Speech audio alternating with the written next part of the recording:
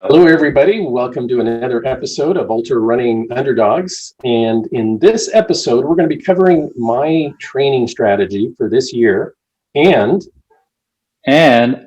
we went on a hike this morning, so we got some cool video from that. We're going to share how that went. And after that, I will share a little bit about my 10-mile run that I did yesterday. So why don't you Awesome. start Okay. with sharing your screen? Very good. Let me know when you can see. Cool. See it. Okay, so in one of the previous episodes, I mentioned that I hired a coach. He's a multi-sport coach, and he has a very good approach to, work, the training strategy. So one of the first things he did was he had a big interview with me. I had to fill out a bunch of forms about what my goals were, and he came up with a annual training plan, and he broke it down here by, activities for bike and for run, and then there's different things in different cycles as we kind of build the base, transition into building, and then getting ready for races. And so there's details here, like there's endurance, force, speed, muscle endurance, anaerobic endurance, power, and testing. And so we came up with this plan that this kind of will drive the entire year of training. So this one right now just kind of goes through August and captures most of my my races and such. And so with that, so this is a blueprint of the annual year. So we use this every week to kind of guide, where should we be, what's coming up, are we on track? And so once we have this, what he does is he creates a 10-day training cycle. Little different than the 7-day cycle because it's 10 days. Obviously, you have the weekends, and that's when you have the most time. So he does try to put the longer activities there. But I do have some longer midweek activities too. So here's a little bit of an example of what he did for me. Monday was a rest day. He's asked that I document every day my morning weight, my morning heart rate, my pulse, and how much sleep I've got. And so we can kind of see the correlation, am I improving? Does it look like it's going to be a tough day or not? But he loads my Training Peaks account with all of the different trains or, training plans for the day. And then I use that, for guidance. So generally I have runs almost every day. Some days I have a run and cycling in the same day. And then toward the end of the week, the rides are getting a little bit longer and so on. I'm going to use this example. I had I've been doing this for several weeks now, but it's been pretty cool following this. So I'm going to show an example. Looks like you missed a few strength training sessions. Yeah. Me and my coach had a good talk about that, and I'm going to be doubling down and giving a better effort on those because usually if something drops, I prefer it to be those because I hate doing the stabilization stuff, but I need to do it, and the coach is right. So right here, here's one. It's a progression run, and let me open this up. And so he gave some very good instructions of what he's looking for me to do. We share notes, and so I can give him feedback. And he can talk about it. And this workout, it actually uploads to my Garmin watch. So, so when I'm out there on the run, the Garmin watch, tells me, when the zone is coming up and such. When it's over, I can analyze and I can look at the compliance. So right here, this lighter area is where I was supposed to be running to get in the right heart zone. And I was pretty good. I was pretty compliant. And, so pretty much followed the plan. And the cool thing with Training Peaks is as you do your workload, it gives you these, scores of, where your fitness is. It gives you a numerical value of fitness, fatigue, and form, which kind of gives you some guidance, on, what kind of shape you're in, what you should be doing next. Maybe you should be resting, or, if you should continue to add fatigue. to get that response from your body. So it's pretty cool. And, they have a phone app and everything, so I can constantly check it. Whenever I save a workout on my Garmin, it goes straight to Training Peaks and gets registered into that. If I don't do something well, I get red. So this one, I just obviously missed it, and this one too. If you go under your goals or way over your goals, then it'll show different variants of yellow or orange, showing the compliance. When it's green, you pretty much hit it right within the scope of what they wanted. So pretty exciting.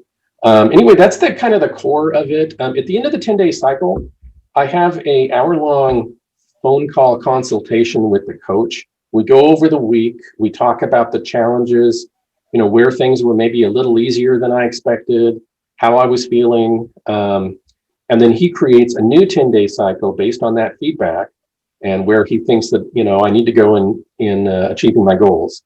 And so and it's pretty cool. And it keeps me honest because, when I followed my own plans, I wouldn't say I was very consistent. I was all over the place, signing up for races at the very last moment that I hadn't even trained for. And then running my hardest, 2 weeks before my A race. And so he did make me decide, what are my A races, B races, C, which were the most important races. So I would train the best for those. So I appreciate, that extra input, helps me to have a better view of a real strategy. So anyway, that's my training plan.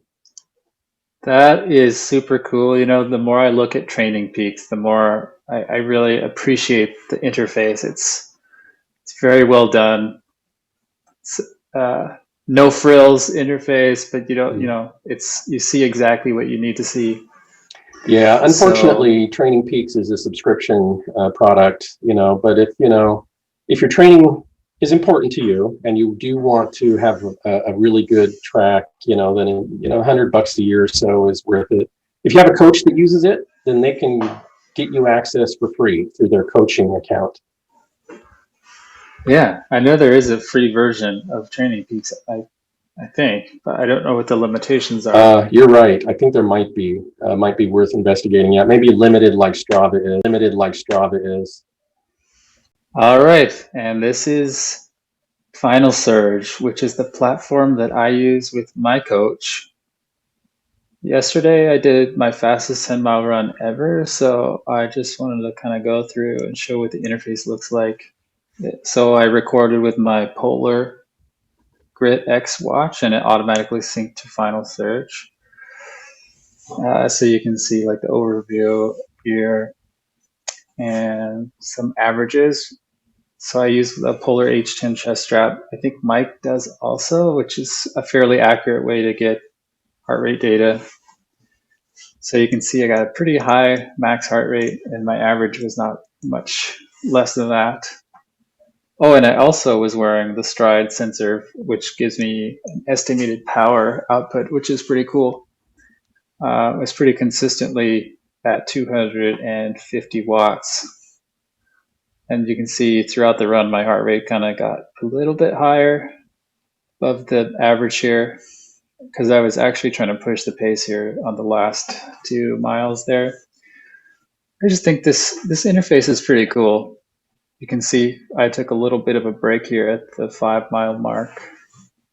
And for some reason, I took a little break at 8.2 miles. There might have been a traffic light. But other than that, I think it's pretty cool to see everything overlaid, like pace, heart rate, power, and cadence all in one screen. Yeah, so that's Final Surge. All right, so one more thing I wanted to show you in Final Surge was if you click on, well, I guess we have to close out of our analysis. You can see I have a calendar here. This is the beta interface, and you can switch it off here, but basically these are my planned workouts. I'm supposed to do a strength training session today. And it automatically merges your workout with your planned workout, kind of like Training Peaks does. So you had planned on the left and completed on the right. But final surge is totally adequate. Why don't we take a look at, oh, interesting tidbit. Okay, so Oh, look how cute that puppy is. say hi, Wesley. Ow! He's really Just annoying. Say hi. If Mike talks, Not- he makes the waves. if you put a dog biscuit on the camera. You licked me. That's cute. All right, so one more interesting tidbit is how did Mike and I actually meet? So back in 2017, I was signed up for my first ultra long marathon. Okay, it's longer than a 50K. It's called Bigfoot. And it was the 40-mile event. And Mike was actually signed up for the 100K. The 100K, yeah. Man, was I crazy. I think Mike remembers him. So he had like a painful Achilles injury, and I came up behind him, or I don't remember. Maybe he came up behind me because he was actually moving faster than me. So I was just sitting down. Yeah, so I started the race an hour before you. The 100K runners started earlier. And I had a really good first part of the run, but during the boulder climb, I was putting a little bit too much energy, and I went to step up on a boulder, and something popped, and suddenly Ouch. my left Achilles started hurting terribly, but I could continue, so I did, and then I ran out of water. And I got to the first aid station in mile 16, and I was in terrible shape. I was dehydrated. I was getting headaches. I was starting to get muscle spasms, cramps. I was getting a headache, and I knew what was going on. I was either getting, heat stroke or heat exhaustion is what I decided at the end it was, is heat exhaustion. But I kind of, got to the aid station, and I was in such bad shape that I decided to just drop out right there. And so I stood there at the aid station for an hour. They nursed me back with tailwind, which really did a lot for me. But they told me some bad news. They said, hey, look, you can't actually drop out here. You're going to have to walk, another 16 miles to the next aid station to drop out. But, when you go up, instead of following the 100K course, take a detour on the 40-mile course, and that'll get you to the aid station. So that's what I did. I detoured to the 40-mile course, and on the trail, it was a very hot day. And I stopped at one of the very few areas that had a little bit of a hill, but had a tree there. So I stopped at the tree to, drink some water and cool off a little bit. And suddenly off in the distance, I saw this guy coming up in kind of white shirt with a big white, Sahara hat on, stumbling like a zombie, and the guy looked worse than me. And he got closer and closer, and it turned out to be Joel. And I never met Joel, but he stopped, and we chatted a little bit. And, I decided to just kind of go with him. And anyway, that is how our friendship began. We exchanged numbers when I dropped out at the aid station, and we kept in contact and started doing training runs together. And that was many years ago, and we've had many great adventures together. And now we're started a YouTube channel. That's right. Yep.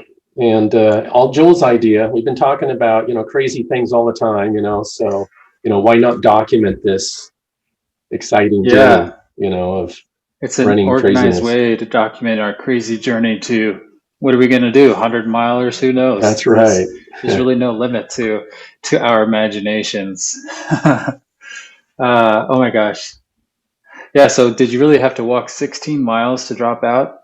I did. So I ended up doing about 31, 32 miles for the entire event. I should have just finished up the 40-mile course. And I would have been fine because, after they rehabilitated me at the aid station for an hour, I actually felt a lot better. I still had the Achilles, and I continued to run on the injured Achilles for almost a year before I took it serious and took 5 months off to let it heal. But yeah, it's a story for another day. Yeah, so I guess with that, why don't we roll our hiking video from today, and we will check back in with you next week. Maybe we'll have an interview lined up. Excited for, what's next.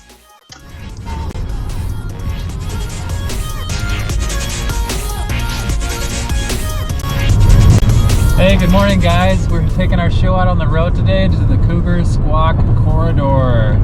We're going to do 8 miles and about 2,400 feet of game. So we'll see you there.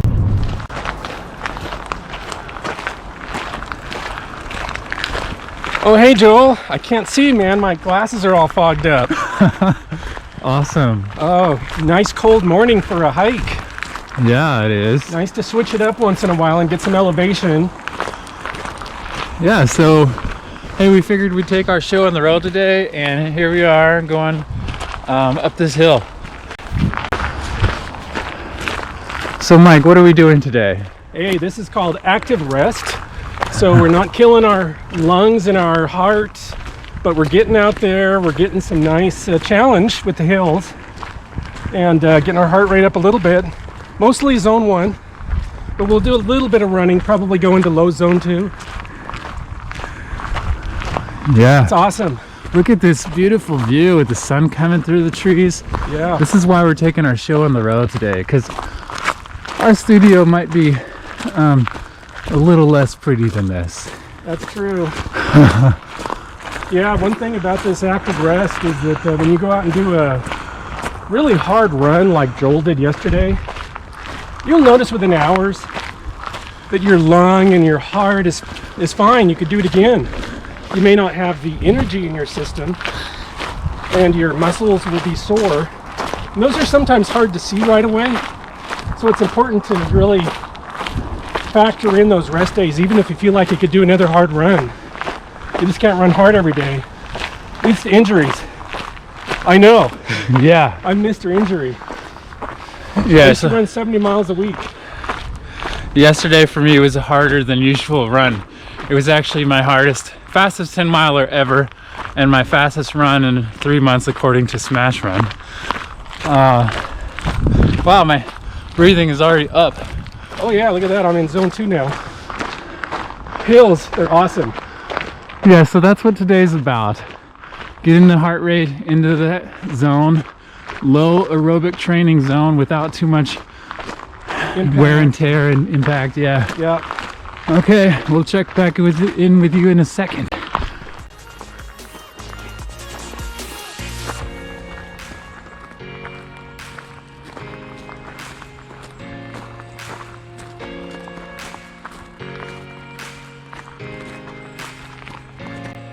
Hey Joel.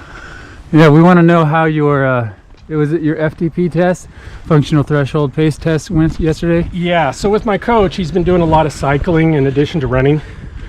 And so we did my first functional threshold test. Well, not my first, but my first successful one on the bike. And so he was there, and he helped push me and maintain. And so I started, and he noticed within the first few minutes I hit my ventilatory threshold. So he was worried. It was a real sufferfest, man. Yeah. But I got it done, 30 minutes of pretty much max effort that I could hold. And I did pretty good. I did about 190 watts, which is much better than the 150 watts that I did a couple weeks earlier on my own. Yeah.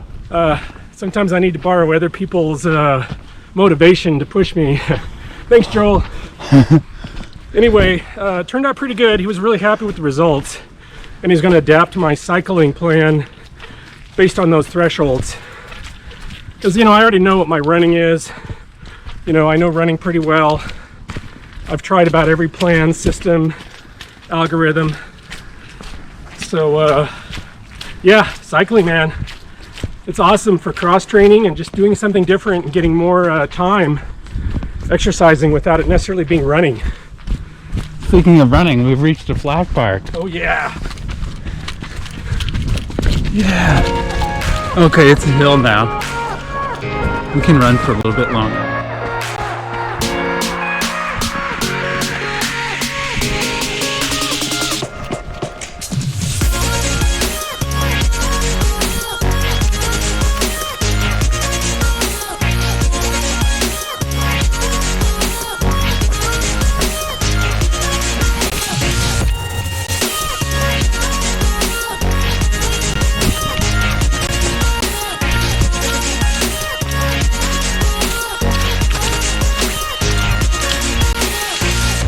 We are 2.3 miles into this hike, and I'm in a zone 1, and we just thought, hey, Mike should talk about how boring his indoor cycling is. Tell us what you think about all that cycling. Yeah, it's pretty boring. 2 hours of spinning intervals.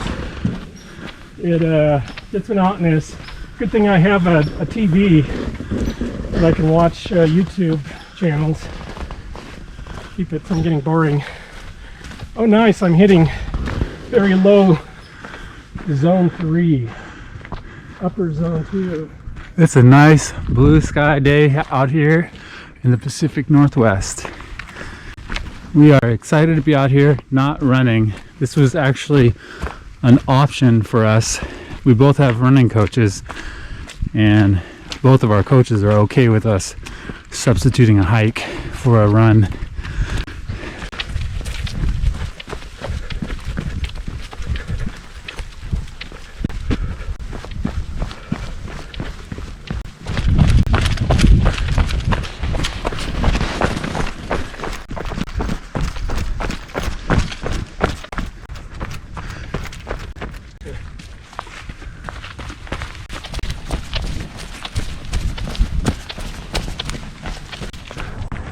Hey, it feels like never-ending climbing today. Yeah, I love it.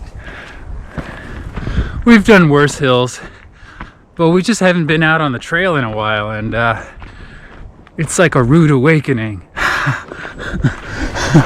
It was pretty rude.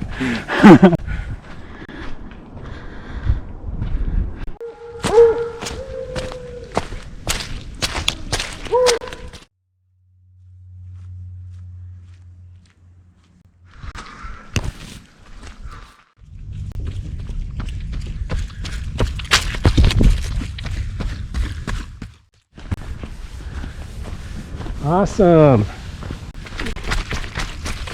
Oh, watch out for the mud.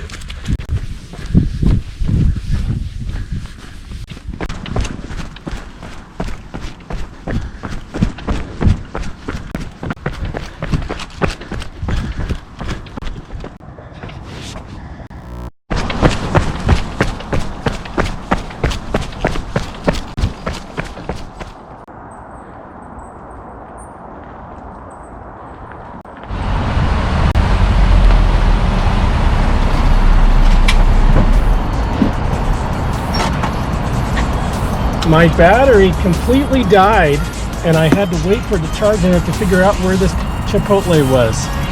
Isn't that awesome?